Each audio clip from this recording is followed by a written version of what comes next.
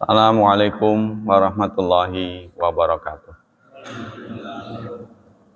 Innal hamdalillah nahmaduhu wa nasta'inuhu wa nastaghfiruh wa na'udzu billahi min syururi anfusina wa min sayyiati a'malina. May yahdihillahu fala mudhillalah wa may yudlil fala hadiyalah. Asyhadu an la ilaha illallah wa asyhadu anna Muhammadan abduhu wa rasuluh la nabiyya ma'ah. Allahumma salli wa sallim ala nabiyyina Muhammad sallallahu alaihi wasallam wa ala alihi wa sahbihi wa man sara ala nahjihi ila yaumiddin. Amma ba'd. Ayo ikhwah, kali ini kita akan mengkaji fiqhul usrah, fikih tentang keluarga. Bismillahirrahmanirrahim. Yaitu dimulai dari nikah. Walaupun kita sudah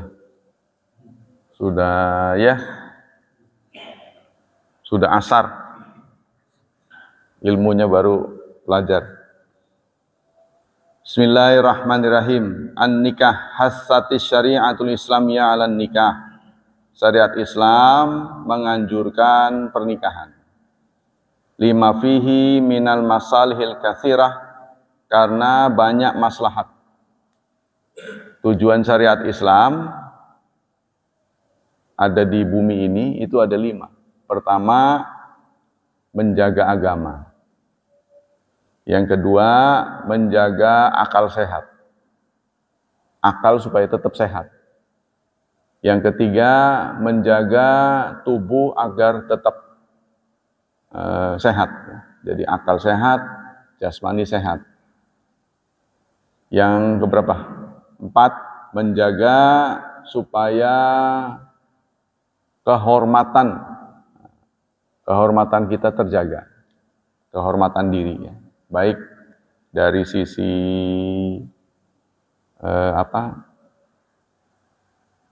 ya kehormatan lah, bisa jadi dari sisi keluarga maupun dari sisi martabat. Jadi menjatuhkan martabat orang tuh nggak boleh.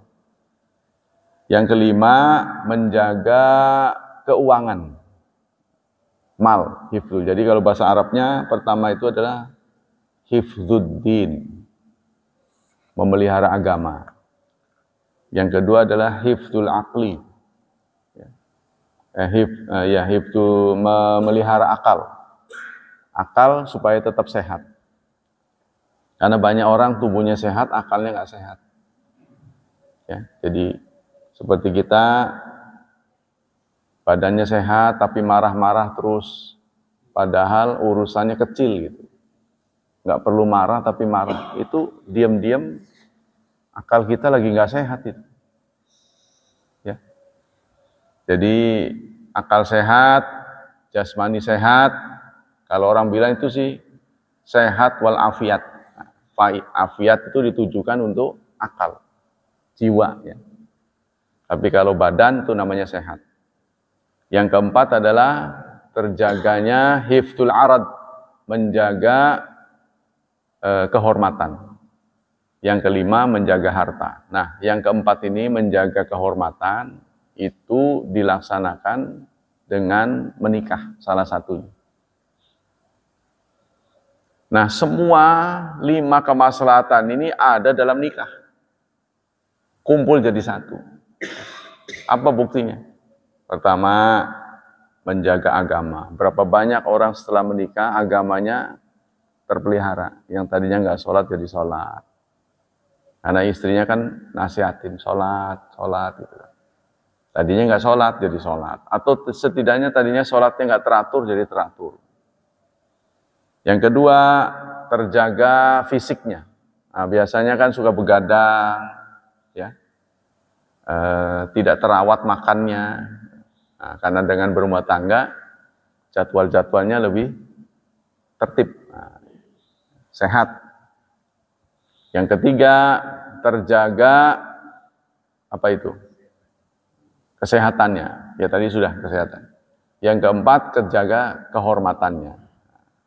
Ya, jadi dia nggak berpikir aneh-aneh gitu, karena sudah ada istrinya di rumah. Yang kelima, terjaga hartanya. Kalau dulu, walaupun masih bujangan, hartanya ngawur gitu, mungkin nggak bisa nabung, ya. Tapi berkat menikah, entah gimana, ya alhamdulillah gitu. Jadi pihak-pihak yang menikah itu uangnya ngumpul.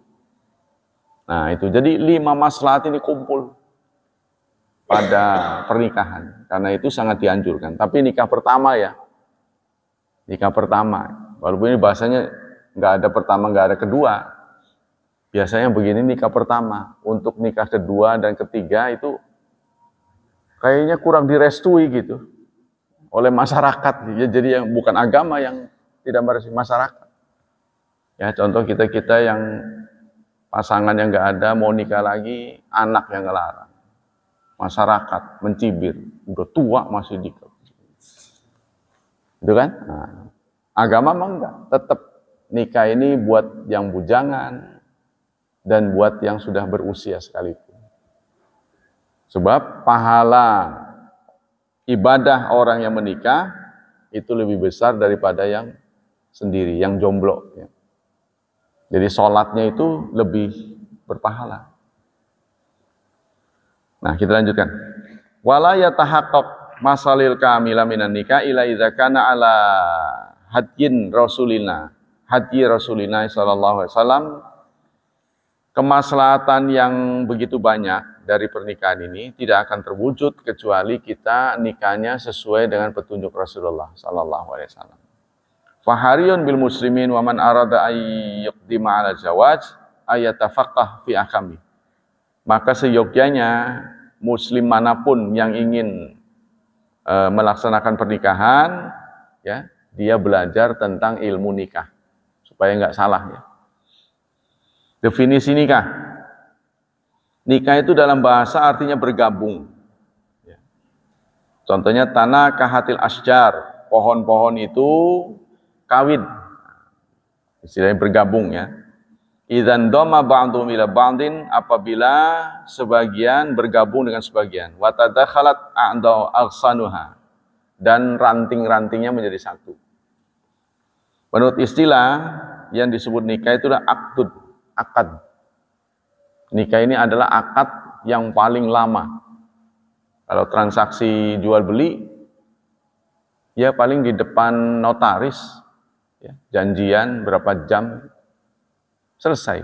Nah, yang satu sudah bayar, yang satu sudah menjadi pemilik. Tapi akad nikah ini umurnya seumur hidup. Nah, itu. Ya, akad yuhilu istimta'a kulli wahid minaz zawjain bil akhar. Akad yang dengan akad itu menjadi halal. Istimta' bersenang-senang dengan dengan pasangannya. Ya, akad yang membolehkan bersenang-senang dengan pasangannya. Ala wajhin masyru' dengan batasan-batasan yang dibenarkan oleh syariat. Sesuai dengan syariat maksudnya. Wan nikahu masyru'un bil kitabi was sunnah wal ijma'. Nikah itu disyariatkan bukan saja dengan Al-Qur'an, tetapi Al-Qur'an, sunnah dan ijma'. Jadi didukung oleh semua dalil. Allah menyatakan dalam surat 4 ayat 3, surat An-Nisa. A'udzu billahi minasy syaithanir rajim. Fankihu ma taba lakum minan nisa'i masna wa thulatha wa ruba'. Nikahilah oleh kalian apa yang membuat senang. Ya. Jadi ma taba lakum, nikahilah apa yang senang pada kalian, minan nisa, dari perempuan-perempuan. Jadi ada yang mengatakan tafsir dari ayat ini, nikahilah perempuan yang mencintaimu. Bukan kita yang mencintai dia, enggak. Karena objeknya ini ma. Nikahilah ma di sini biasanya untuk sesuatu. Untuk barang. Ya kan? Untuk barang, sesuatu yang suka kepadamu. Jadi kita nikahilah perempuan yang mencintaimu. Sebab kalau sepihak saja, kita yang cinta dia enggak, nanti pada gilirannya kita akan menyesal. Karena kita yang mau. Biasanya apa? Yang orang menikahi seseorang tapi dia nggak suka. Nah ini biasanya orang yang dipelet. Kan dia yang suka, perempuannya enggak. Nanti pada gilirannya daya ininya habis. Iya, ibarat baterainya habis. Ada masanya. Baru dia sadar, waduh, saya kok dinikah oleh orang yang salah. Nah itu ya. Jadi harus betul-betul dia ridho si perempuan ini. Bukan kita yang ini. Ya kalau syukur-syukur dua-duanya. Masna wa thulatsa wa ruba. 2, 3, dan 4. Nabi Muhammad SAW bersabda, ya masyara syabab, ditujukan pada pemuda, wahai para pemuda. Man istata'a minkumul ba'ah falyatazawwaj. Barang siapa yang diantara kalian yang mampu ba'ah. Nah, ba'ah ini tafsirkan 2. Pertama, bergaul. Ya. Yang kedua, kuat. Maksudnya kuat biaya. Sudah mampu membiayai. Falyatazawwaj, maka hendaklah dia menikah. Wa malam yastati', maka barang siapa yang tidak mampu, fa'alaihi bisaum, maka hendaklah dia menetapi puasa. Fa innahu lahu wijaun, maka sesungguhnya puasa merupakan tameng, tapi bukan obat, nggak bisa menyembuhkan. Jadi dengan puasa nggak berarti syahwatnya akan terobati. Kan puasa mah sampai maghrib doang, lah maghrib sampai subuhnya, ya kan? Nah, itu. Jadi tetap tidak terobati, tidak terobati. Ba'ah dalam bahasa Arab itu maknanya 2. Pertama adalah jima, yang kedua adalah biaya nikah. Ya, bisa bergaul nggak, bisa menggauli nggak? Jadi kalau kita yakin tidak bisa menggauli, lebih baik jangan.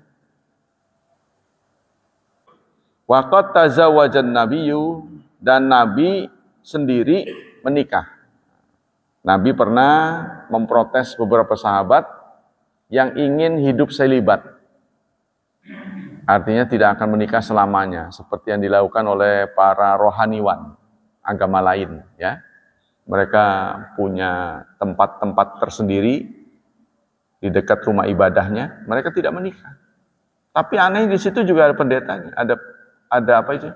Biarawatinya. Jadi artinya ikhtilat bahasa kita. Artinya plus minusnya ada di situ. Kan itu kan kalau nyambungnya salah nggak akan menimbulkan sinar kan, konslet kan. Plus minus kalau nggak dihubungkan dengan yang benar kan, kalau dihubungkan benar kan jadi ini bersinar begini. Tapi kalau nggak konslet. Nah, artinya ada makanan di situ kan. Dia sehari-hari. Nah kalau kita enggak, kita tidak, Rasulullah mengkritik para sahabat yang berniat seperti itu. Wa atazawwajun nisa, aku sendiri menikah. Faman raghiba an sunnati, maka barang siapa yang benci terhadap pola hidupku, falaisa minni, maka bukan golonganku. Qala Ibnu Qudamah ajmal muslimuna ala anan nikah masyru'. Ibnu Qudamah mengatakan semua umat Islam sepakat bahwa nikah itu disyariatkan. Jadi di sini tidak dipilah-pilah apakah nikah pertama, nikah kedua atau ketiga. Semuanya. Ya cuma itu. Kalau di Indonesia yang direstui itu yang pertama. Yang kedua, ketiga tidak direstui. Jadi sebenarnya keluarga kita itu nggak begitu sayang pada kita sebenarnya. Ya, ini yang menjadi perhatian buat kita, Pak Hilman. Pak Hilman sekarang tenang karena ada istrinya. Kalau masih ada umur, nggak ada istrinya, itu kan kehilangan pegangan. Ya, rumahnya sempit, sawah nggak ada, pertanian nggak punya, peternakan apalagi, deposito nggak ada. Hiburannya kan istri. Apalagi kalau menurut manhaj salafi, dengar musik nggak boleh, tuh. Gimana tuh? Ya hiburannya nggak ada. Terbayang nggak kita di rumah musik nggak boleh, nonton sensor, haram, ini haram, ini haram. Lagi gimana orangnya? Pasangan nggak ada. Maka satu-satunya hiburan itu ada istri. Kata ustadz-ustadz, kata kiai-kiai di Wadani, kiai pun anaknya banyak, ya habis. Nggak hiburan. Jadi yang dipegang itu aja. Hukum nikah.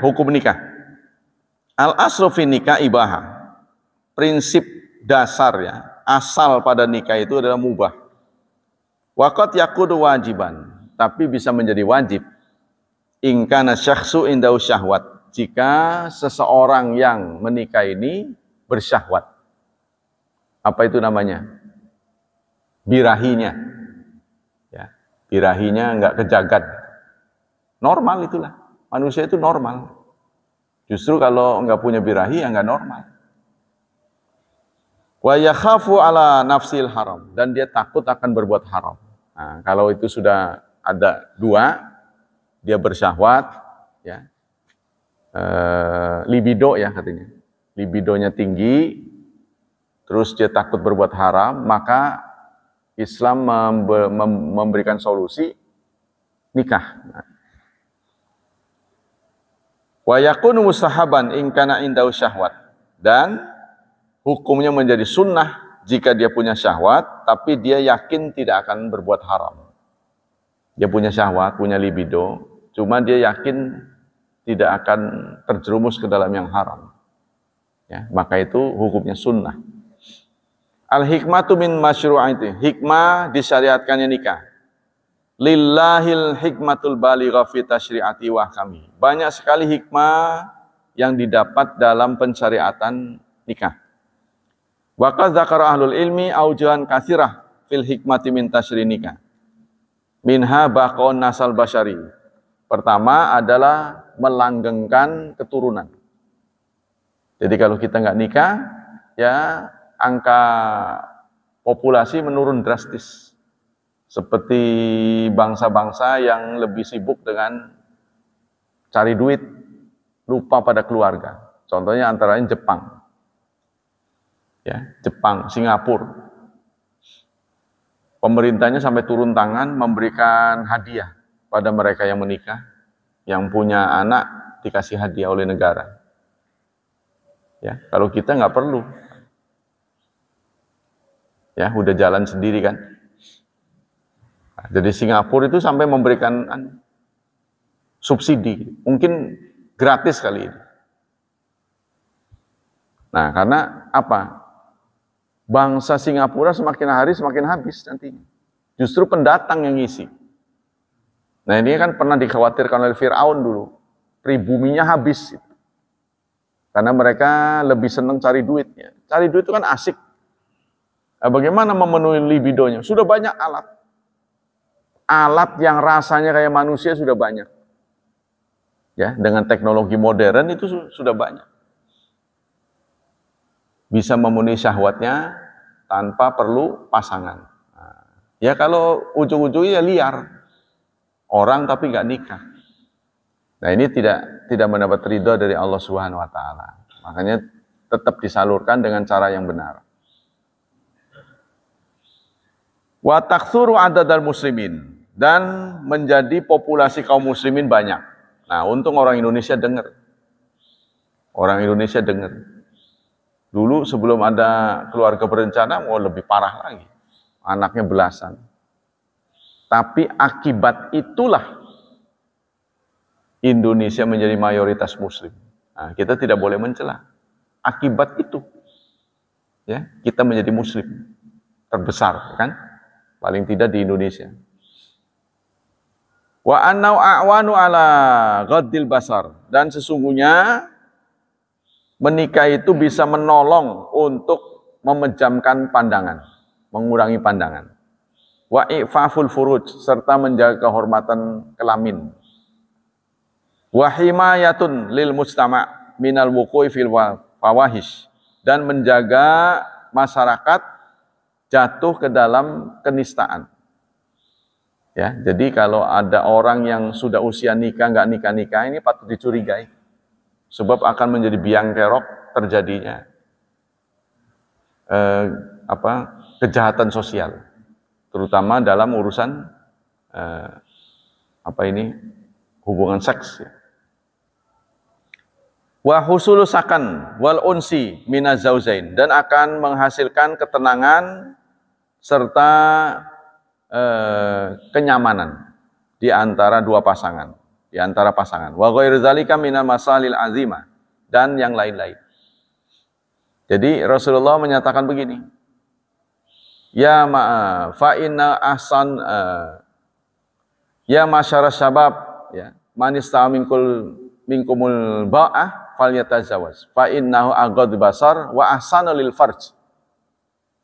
Wahai pemuda, di hadis yang lain, siapa di antara kalian yang sudah mampu, maka menikahlah. Karena menikah itu aghaddul basar, akan mengurangi pandangan, wa ahsan, menjaga, melindungi farji. Nah, farji itu kan milik perempuan. Jadi dengan menikah itu perempuan juga akan terlindungi. Ya, sebab kalau terlalu banyak perempuan yang sudah harus nikah, tidak nikah, katakanlah banyak janda, ini akan menimbulkan mafsadat. Pasti banyak sekali pelanggaran susila. Ya, ini yang dikhawatirkan. Ikhtiyaru zaujah, sekarang memilih pasangan. Yusannu an takuna zaujatu dzata dinin wa ifafin. Disunahkan memilih pasangan itu yang beragama dan yang mempunyai kehormatan. Liqaulin nabiyyi, berdasarkan sabda Nabi, tungkaul mar'a li arba'ah. Dinikah seorang wanita karena 4 hal. Jadi sebab seorang wanita dinikah itu pemicunya 4. Pertama, limaliha, karena hartanya. Jadi kita menikahi perempuan karena hartanya itu halal, boleh. Yang penting perempuannya mau. Kan Rasulullah juga begitu kan? Rasulullah menikah dengan Khadijah, Khadijah itu kan kaya raya. Nah, tapi kekayaannya itu digunakan untuk dakwah. Yang kedua, limaliha li hasabiha. Hasab karena keturunannya, kebangsawanannya. Ya. Jadi dengan dia bangsawan, otomatis keturunan kita juga jadi mulia, ikut terangkat. Singkatnya, kita diminta oleh Rasulullah untuk melakukan perbaikan nasib. Kalau kita kere, ya tolonglah kalau bisa cari yang kaya. Begitu kan? Jangan kere dilanjutin lagi. Udah susah, tak lanjutin lagi. Banyak sih, kasusnya banyak. Ya, dengan menikah dia punya perusahaan kan? Nah, kita bisa ini. Jadi anak kita terangkat. Jadi kita perlu perbaikan nasib.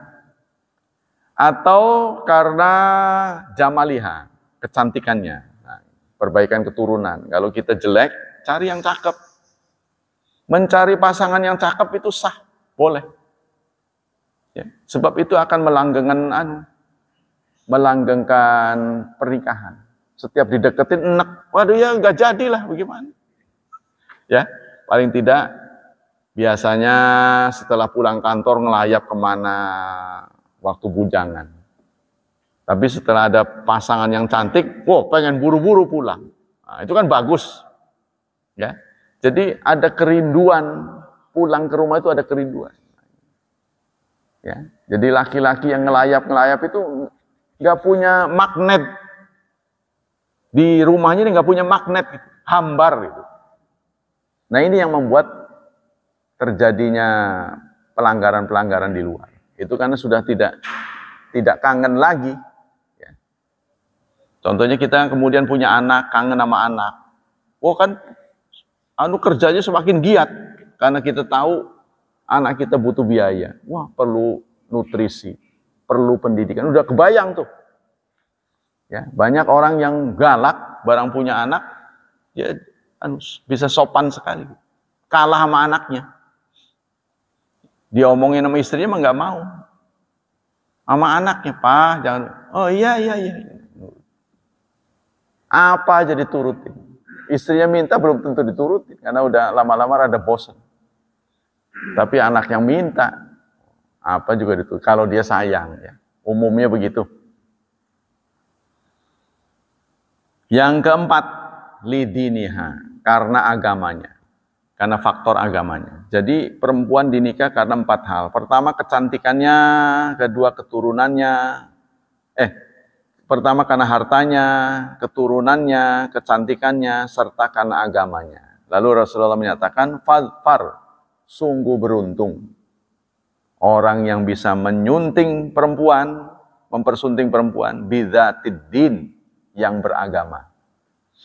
Tapi persoalannya saudara, mari kita tinjau masing-masing. Bagaimana kita bisa menikah dengan perempuan yang beragama? Tolok ukurnya apa? Nah kalau orang Indonesia mah semua udah beragama. Agama titik 2 Islam, agama titik 2 apa? Bagaimana? Bidzatid din, yang punya beragama. Ini bukan beragama memeluk agama, bukan. Menjalankan agama. Yang menjalankan agama. Bagaimana coba menurut saudara? Cara mendeteksi orang ini bagus karena agama. Nah kalau saudara mengira beragama itu berpengetahuan agama, berarti anak-anak madrasah, tamatan aliyah. Oh iya benar. Apa begitu? Kalau saya tidak sepakat. Di sini beragama bukan berpengetahuan agama. Orang yang berpengetahuan agama belum tentu beragama. Ya, berapa banyak orang-orang kantor agama tapi nggak ke masjid. Itu bukti yang sangat kuat. Nah ini, jadi kalau kita memilih pasangan itu bukan karena berpengetahuan agama, tapi beragama. Beragama. Ya, bagaimana deteksinya? Mendeteksinya. Kan kita ngelihatnya seliweran doang. Boleh ngelihat juga cuma muka sama telapak tangan. Bagaimana kita dengan melihat muka dan telapak tangan lalu berkesimpulan dia beragama? Nah, paling tidak kata orang tuh track record. Rekam jejak. Rekam jejak dari mana? Ya dari orang-orang yang kenal dia, paling begitu. Kalau kita langsung sepintasnya di sawang begini, apa ya bisa kita berkesimpulan, oh ini beragama. Ya, kalau dilihat dari bekas-bekasnya bisa, apa contohnya? Ini, telapak kakinya, kapalan, ya kan? Wah iya benar, pasti dia sholat. Nggak bisa dibohongin kan, nggak bisa dihitem-hitemin. Lihat dari situ. Paling bisa begitu, tapi apa ya benar apa enggak? Orangnya berakhlak apa enggak? Nggak bisa ditinjau sepintas ya, nggak bisa. Makanya itu perlu, kalau saya sih butuh telinga kita ini butuh bantuan. Nggak bisa hanya dengan melihat sepintas. Sebab kenapa? Kalau kita beli barang nggak cocok kita bisa tuker. Kalau istri kan nggak bisa tuker adeknya, nggak bisa kan? Ya kan? Nggak bisa. Itu kalau bubaran butuh proses lama. Wah, nggak cocok ini ternyata. Nah, ini butuh proses lama. Proses yang cukup panjang. Maka ini kita harus hati-hati. Ya. Ya soalnya tadilah, perbaikan lah. Saya juga sarankan begitu kepada murid-murid saya. Kalau Anda jelek, pilih yang cakep. Ya, kalau putih, pilih yang hitam. Putih-putih nanti kulitnya ditransparan. Kelihatan darahnya kan. Pilih yang putih. Jadi namanya cross. Perbaikan ke depan. Ya, kita harus mikir ke depan, bukan mikir buat kita, tapi keturunan-keturunan kita. Dan pilihlah perempuan yang cerdas. Banyak para ahli mengatakan bahwa kecerdasan itu diturunkan dari ibunya. Kalau fisik dari bapaknya. Apa iya gitu? Ya, contohnya ya Imam Syafi'i contohnya. Sampai menjadi imam itu kan beliau yatim. Itu karena ibunya cerdas. Beliau hafid Quran itu dari ibunya. Ya itu. Kita lanjutkan. Fa in kanat sahibu sahibatad dain falaharat Dzalika an takuna ghaniyan. Jadi pilihan pertama itu yang beragama, yang menjalankan agama. Setelah kita mendapatkan yang beragama, terus yang beragama banyak, ada yang kaya. Lah itu makin cocok. Ya kalau 4 kriteria ini terpenuhi, ya beragama, ya kaya raya, ya keturunannya bagus, cantik pisan, wah udah. Sudah pol itu, mantap. Ya, tapi kalau harus milih salah satu, maka yang prioritas adalah agama. Yang soleha. Nah itu tapi mendeteksi soleha itu bagaimana? Kakinya kapalan enggak? Kan yang boleh dilihat muka sama telapak tangan. Tapi kalau kita pengen lihat, nggak ada masalah itu. Saya pengen tahu kapalan apa. Apa-apaan orang. Karena nggak bisa dibohongi nih kaki nih. Ya. Nah, kita lanjutkan. Jadi maksud saya calon kita itu jangan terpengaruh oleh waktu ngelamar harus dilihat muka dan telapak tangan. Sebelumnya itu harus dilihat berulang-ulang. Maksudnya ngelihat ini bukan buat main-main, untuk meyakinkan ini cocok enggak gitu. Jadi jangan cukup sekali kalau menurut pribadi saya. Karena bukan buat setahun 2 tahun. Dia akan menjadi ibu dari anak-anak kita. Dia akan mengajari saat kita tidak ada di rumah. Kita ada di kantor, kita bekerja, kan istri kita itu. Kalau kita tidak tenang, tidak aman, wah hati kita jadi kerjanya nggak, wih anak saya udah mandi belum ya? Karena dia malas memandikan anak contohnya, nggak peduli pada anak.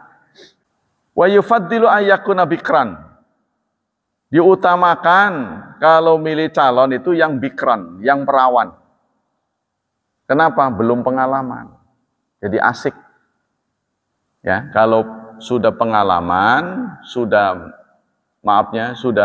mantan, ini negonya berat.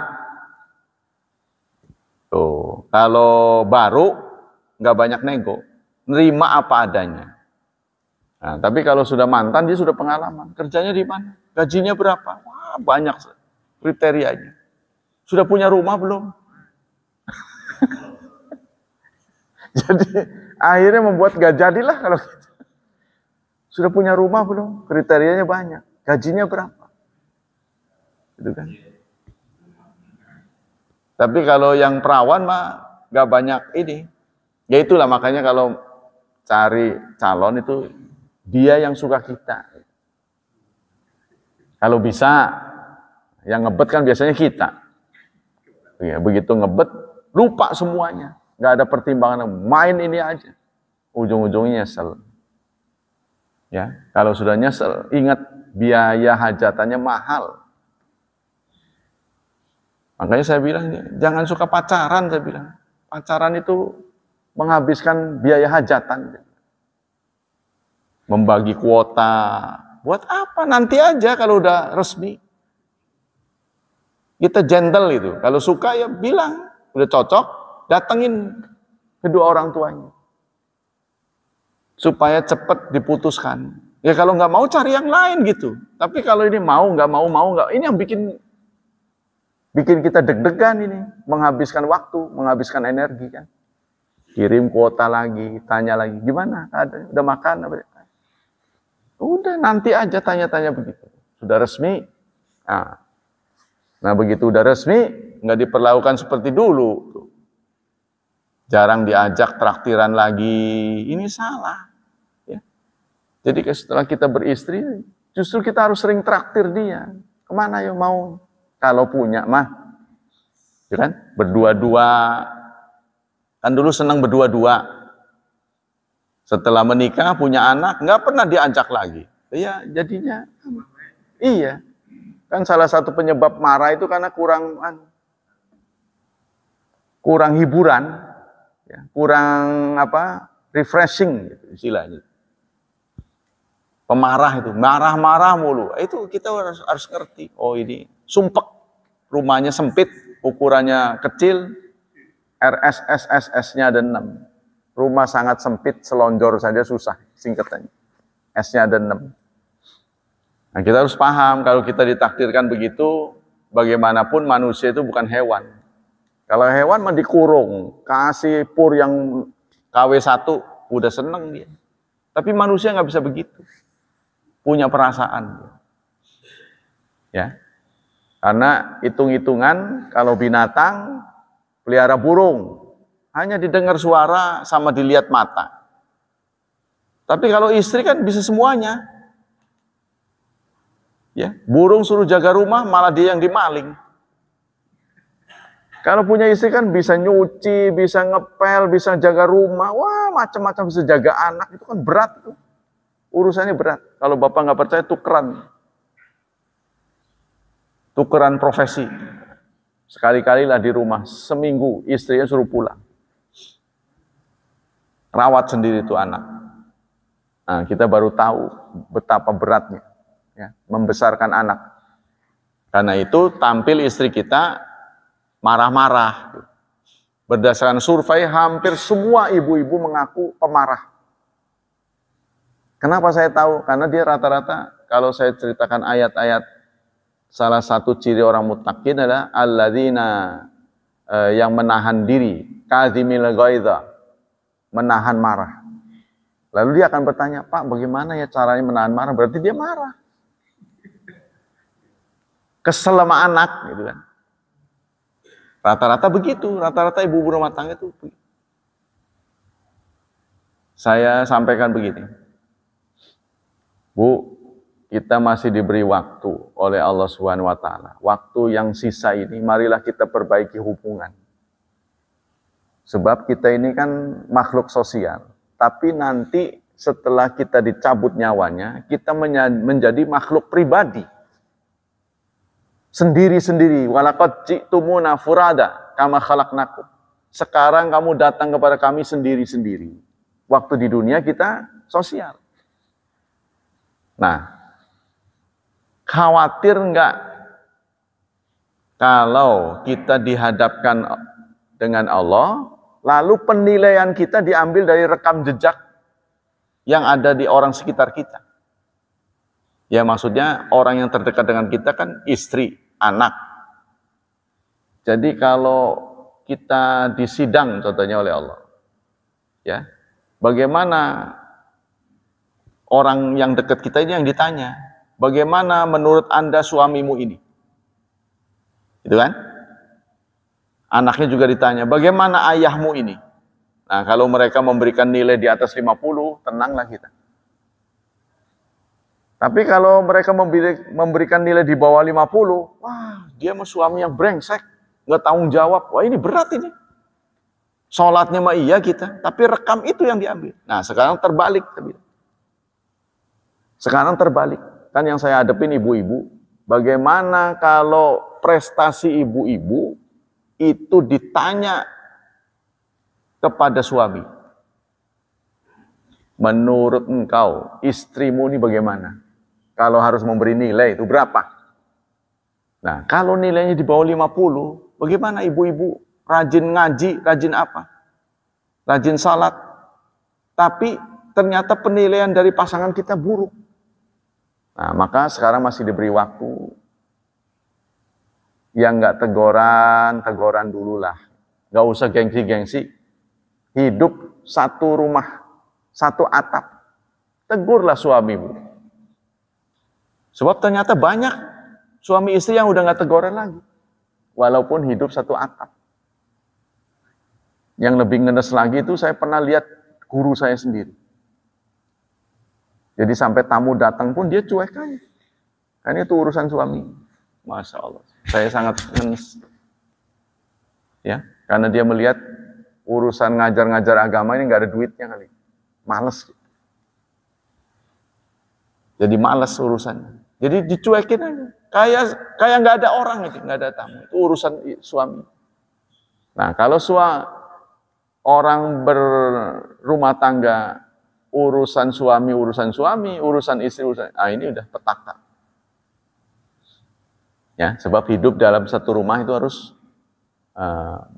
menampilkan suara bersama. Nah, kita lanjut. Wa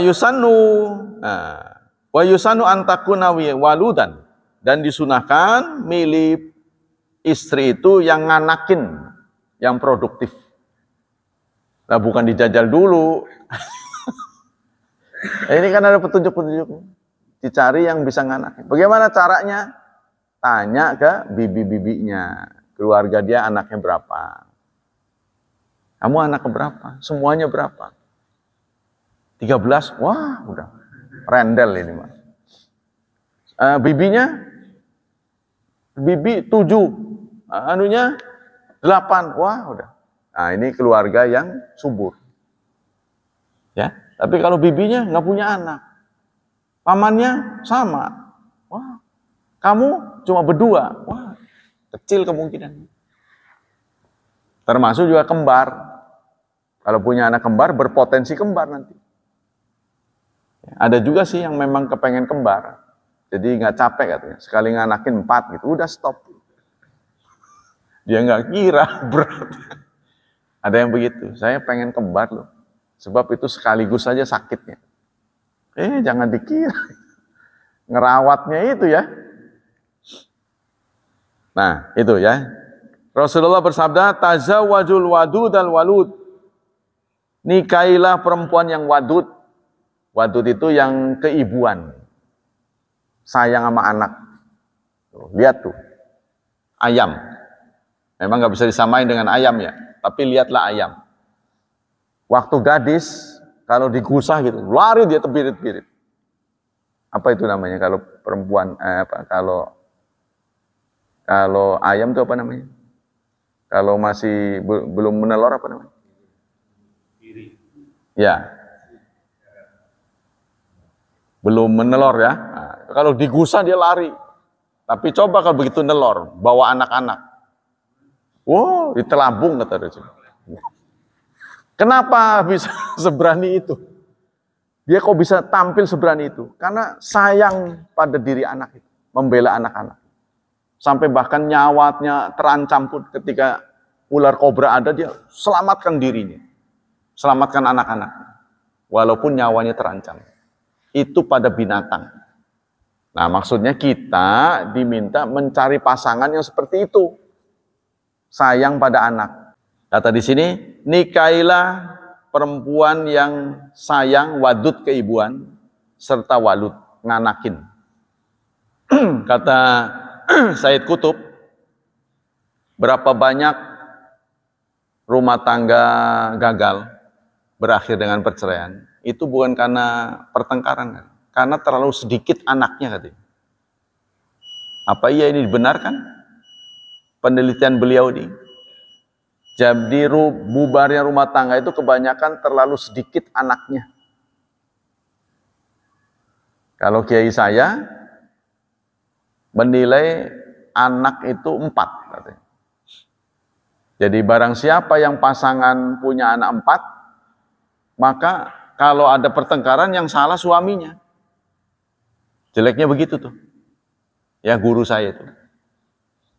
Jadi kalau ada seorang suami datang kepada kiai menuturkan hal-hal yang dia anggap tidak pantas dari kelakuan istri. Kiai saya akan tanya, kamu sudah punya anak berapa? 4 Pak dari dia. Sebentar dia masuk ke dalam mengambil sapu lidi. Dikebukin cepat. Pasti yang salah kamu. Jadi gitu dia mendidik muridnya. Kalau istri kita sudah 4 bertengkar, pasti yang salah kita. Jadi patokan sama dia. Padahal menurut saya belum tentu ya. Jadi kalau istri kita sudah punya anak 4 dari kita, kalau ada pertengkaran yang salah pasti kita. Sebab pertengkaran itu selalu dipicu oleh kerepotan dia gitu. Dalam mengatur anak-anaknya sehingga memicu dia marah. Nah, kita tidak turut bantu. Said Kutub juga mengatakan itu. Jadi rata-rata perceraian itu terjadi karena anaknya terlalu sedikit. Kata dia begitu. Nggak tahu nih berdasarkan survei apa ya bisa begitu. Survei yang bisa menentukannya. Kita lanjutkan. Lalu Rasulullah mengatakan, fa inni mukatsir bikumul umam. Aku bangga dengan jumlahmu yang banyak di hari kiamat. Jadi kenapa Rasulullah menganjurkan umatnya ya untuk menikah dengan perempuan-perempuan yang produktif supaya populasi umat Islam ini terjaga. Alhamdulillah ya, umat Islam bangsa Indonesia dengar, tapi mungkin bukan dengar itu kali ya, alami saja. Jadi kita menjadi mayoritas. Menjadi mayoritas saja masih dilecehkan. Terbayang nggak kalau kita minoritas? Ya, mungkin tambah ngelunjaknya. Begini aja mayoritas masih diperlakukan seperti ini. Ikhtiaru zauj. Nah, kalau tadi memilih istri, sekarang memilih suami. Alal mar'a ala taqbala illa man kana mardiyan fi dinihi wa khuluqi. Wajib kepada perempuan jangan menerima pasangan kecuali orang yang diridhoi pada agamanya, agama dan akhlaknya. Tapi kalau perempuan tadi nggak ada kata-kata akhlak. Mungkin rata-rata perempuan akhlaknya kurang baik kali ya. Cerewetnya itu. Jadi perempuan jangan mencari pasangan kecuali laki-laki yang agamanya dijamin baik serta akhlaknya. Nah, ada tambahan akhlaknya. Fan Abi Hatim Al-Muzanni qala Rasulullah sallallahu alaihi wasallam. Rasulullah bersabda, "Idza khataba ilaikum man tardawna dinahu." Jika datang kepadamu seorang pelamar, orang yang kau ridai, kalian ridai agamanya. Ya, kalau dilihat dari sisi agamanya udah pas. Wa khuluqahu, serta akhlaknya. Fazawwajuhu, maka nikahkanlah. Ini seruan ini ditujukan kepada orang tua. Orang tua yang punya gadis. Kalau kau temui seorang laki-laki datang menghadapmu, yang tidak engkau ragukan keagamaannya, keberagamaannya, serta akhlaknya, maka nikahkanlah. Tidak ada kata-kata harta. Ya, tidak disebut oleh Rasulullah hartanya. Tapi kalau kita kepada istri yang ada hartanya. Tadi kan? Nah, kalau kepada suami nggak disebut-sebut harta. Nah, kita lanjut. Illa taf'alu, jika tidak kamu kerjakan. Tadi itu sudah mendapati seorang laki-laki ya yang tidak diragukan agamanya, tidak diragukan akhlaknya, lalu tidak dinikahkan, maka akan terjadi fitnah fil ardi wa fasadun arid, dan kerusakan yang meluas. Ini pesan Rasulullah. Kalau kau tidak nikahkan, padahal sudah ketemu jodoh yang pas dari sisi agama, pas dari sisi akhlak, maka akan terjadi fitnah besar. Fad-dinu wal khuluq humal asas. Maka agama dan akhlak itu adalah asas, ya, asas berdirinya rumah tangga. Jadi rumah tangga itu harus didirikan di atas asas agama dan akhlak. Wa humal madkhalu sahih li ikhtiyari zauji as-salih. Ini juga menjadi patokan ya yang kuat untuk mencari suami yang saleh. Saleh itu patokannya dua, ya, beragama, berakhlak. Tapi itu bagaimana menilai akhlak? Mau setiap orang mau nikah pasti sopan sih, ya. Tiap mau datang bawa martabak, datang bawa apa? Wow, baik amat gitu kan, ya kan? Jadi orang mau menikah itu selalu begitu. Saya punya rumus. 3 golongan bertopeng malaikat. 1, orang yang mau nikah. 2, orang yang mau ngutang. Topengnya malaikat. Yang 3, orang yang punya keperluan. Kalau menikah itu ganti topeng. Bagaimana kita bisa mendeteksi itu? Nah, maka kita harus berhati-hati. Sekarang akad nikah. Rukun nikah. Rukun nikah li'aqdi nikahi ruknani. Ada 2 rukun. Kalau kajian-kajian biasa itu kalau nggak salah ada 5. Ya, di sini ada 2. Nah, kita lihat dulu. Pertama, zauzani al-khaliyani minal mawani asyariyah allati tamna'u sihatan nikah. 2 orang, laki-laki dan perempuan, yang sah menjadi pasangan. Maksudnya tidak terhalang. Kalau mereka kakak beradik kan nggak boleh. Satu susuan tidak boleh. Beda agama tidak boleh. Ya, 2 orang yang sah menjadi pasangan menurut syariat. Kalau di sana dipisah, ada laki-lakinya, ada perempuannya jadi 2. Kalau yang 5 tuh. Yang kedua, ijab qabul. Ada transaksinya. Wal ijabu lafzu sadir minal wali may yaqum maqamahu ka ayyakula li zauji zawwajtuka fulana au ankahtuha. Yang namanya ijab itu adalah ungkapan ya yang disampaikan oleh seorang wali kepada calon pengantin laki-laki ya. Wal qabul al-lafzu sadir minaz zauji aw man yaqum maqamahu ka ayyakul qabiltu hadzal nikah. Sementara yang namanya qabul adalah ucapan jawaban. Ijab itu namanya jawaban ya. Setelah saya nikahkan engkau dengan putriku dengan mas kawin bla bla bla bla. Saya terima nikah. Wayan akidu nikah bikuli lafdin yadullu alaih. Nikah itu sah dengan lafaz, dengan ucapan yang menunjukkan ke arah nikah. Jadi nggak terlalu persis-persis amat, nggak masalah. Ya, seperti ada naib selalu kadang-kadang dia membetulkan redaksi ya. Saya nikahkan kau dengan kepada putriku katanya. Dia menggunakan kata kepada putriku. Dengan mas kawin bla bla bla bla. Ketika diucapkan dengan putriku, jangan dengan kepada.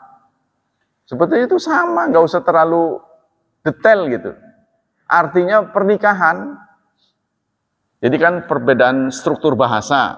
Bahasa Indonesia itu lebih nyaman dengan. Kalau pasangan kan dengan. Saya berpasangan dengan A. Tapi kalau dalam bahasa Arab kepada. Kalau dalam Barat, yang inisiatif untuk menikah itu perempuan. Ya, contohnya kalau seorang pria datang, maukah engkau menikahiku? Kalau Barat, dia bilang kepada kekasihnya, maukah engkau menikahiku? Seorang laki-laki. Tapi kalau kita kan, saya bersedia menikahi, menjadi yang menikah itu laki-laki. Kalau di Barat itu yang menikah perempuan. Bedanya di situ. Ya, jadi menjadi subjeknya kalau di Barat itu perempuan. Kalau kita Islam subjeknya adalah laki-laki. Lanjutkan. Wayan akidun nikah bikuli lafdin yadulu alaih. Nikah itu sah dengan ungkapan apapun yang menunjukkan kepada perkawinan atau pernikahan. Wala yaktasir ala lafzi inka awit tazwij alal arjahi. Tidak harus menggunakan kata-kata zawajtu atau angkahtu. Nah, tapi ini kalau menurut pendapat yang lain harus. Jadi mengucapkan zawajtuka wa angkahtuka itu merupakan syarat ya dari keabsahan nikah.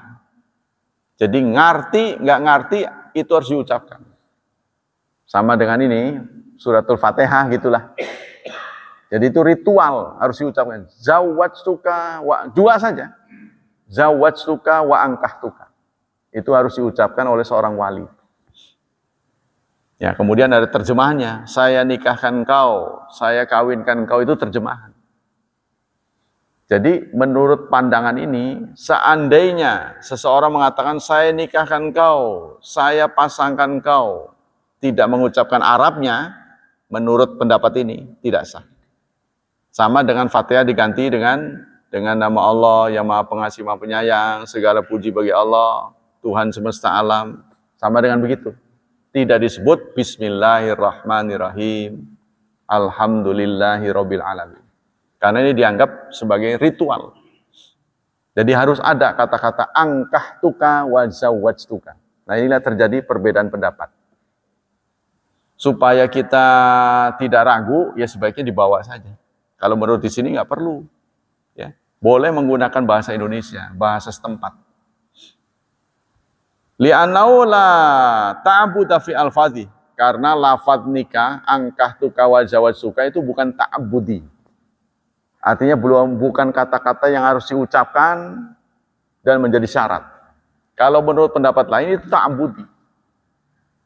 Jadi harus ada ucapan ankahtuka wa zawwajtuka. Tidak boleh diganti dengan bahasa apa. Tidak boleh. Jadi kalau diterjemahkan boleh. Ya, tapi itu tetap harus diucapkan. Ankahtuka wa zawwajtuka, aku nikahkan kau, aku kawinkan kau, boleh begitu. Tapi kalau aku kawinkan kau, aku nikahkan kau tidak mengucapkan ankahtuka, sebagian pendapat mengatakan tidak sah. Nah, maka lebih baik supaya terhindar dari perselisihan ya kita bawa saja. Toh itu cuma sebentar. Ya, apalagi sekarang sudah ada catatan kan, tinggal dibaca. Latihan aja dulu. Dan satu begitu, yang kedua tidak ada ulang. Tidak ada ulang. Nah ini yang gegabah yang banyak masih dilakukan oleh para naib. Ayo, coba dulu. Nah, dicoba, walinya yang mengucapkan, yang nerima sih itu calon mantunya. Ya coba dulu, speakernya matiin dulu. Saya zawwajtuka wa ankahtuka. Saya nikahkan kau, saya kawinkan kau dengan putriku dengan mas kawin sekian. Tunai. Saya terima nikahnya, qabil tu nikah wa raditu bidzalik, saya terima nikahnya bla bla bla bla bla. Tunai. Oh iya benar. Itu sudah sah. Itu sebenarnya sudah. Nah, sekarang benerannya gitu. Benerannya bagaimana? Itu sudah sah tadi. Karena sudah disampaikan oleh walinya kepada menantunya. Jangan gegabah. Jadi katanya hazluhunna jiddun menurut Rasulullah itu. Bohongannya jadi benar. Maka kita tidak boleh pasangan suami istri bermain sinetron dalam adegan itu cerai. Saya ceraikan kamu. Suami, kebetulan istrinya pasangan sinetronnya, saya ceraikan kamu. Itu sah itu. Makanya sekarang kan selalu tidak didampingkan itu bentuknya. Begitu juga. Maka itu pernah diakali. Jadi ada seorang santri kepengen seneng sama anak gurunya. Dia tanya-tanya kepada gurunya. Caranya gimana sih, Syekh? Dia datangkan temennya, maksudnya sebagai saksi. Cara mengucapkannya bagaimana sih, Syekh? Gitu. Saya kok nggak bisa ya? Ya gini, saya nikahkan putriku kepada kamu dengan mas kawin sekian. Sah, katanya. Sah, katanya. Sah. Kata dia, saya sudah menikahkan putrinya. Diakalin. Bagaimana sih caranya? Dia mengucapkan kepada mantunya kan. Sah itu. Sah kata temannya. Sah apa? Tadi kan saya sudah mengucapkan menikahkan anaknya. Nah, dia bacakan sabda Rasulullah. Bercandanya itu benar. Jadi nggak boleh bercanda dalam urusan begitu. Kalau itu mengena terhadap orang-orang yang memenuhi syarat, maka sah. Rasulullah memberikan rekomendasi dinikah seorang wanita itu karena 4. Nah, pertama karena hartanya, keturunannya, kecantikannya, serta agamanya. Beruntunglah mereka yang berhasil mempersunting perempuan karena agamanya. Begitu, fadfar bidzatiddin. Dalam tambahan hadis, taribat yadak, maka akan berdebu kedua tangannya. Ini masih menjadi tafsiran misterius ini. Maka akan berdebu tangannya. Jadi maksudnya kalau nggak berhasil menikah dengan istri yang beragama, maka kita akan capek. Ya, artinya bergaul itu akan capek. Taribat yadaka, disebutkan itu berdebu tangannya, akan kotor. Kita akan ngos-ngosan. Nah, kenapa didahulukan kecantikan? Karena pada umumnya laki-laki melihat perempuan itu karena kecantikannya. Itu bukan agamanya. Nah, tapi Rasulullah mengingatkan, beruntunglah yang berhasil menikah karena agamanya. Kalau tidak kumpul, kan tadi 4, karena kecantikannya, karena keturunannya, karena kekayaannya, karena keberagamaannya. Kalau kumpul 4 itu ya pol. Tapi kalau kita hanya cantik saja atau keturunan saja, maka pilihlah yang beragama.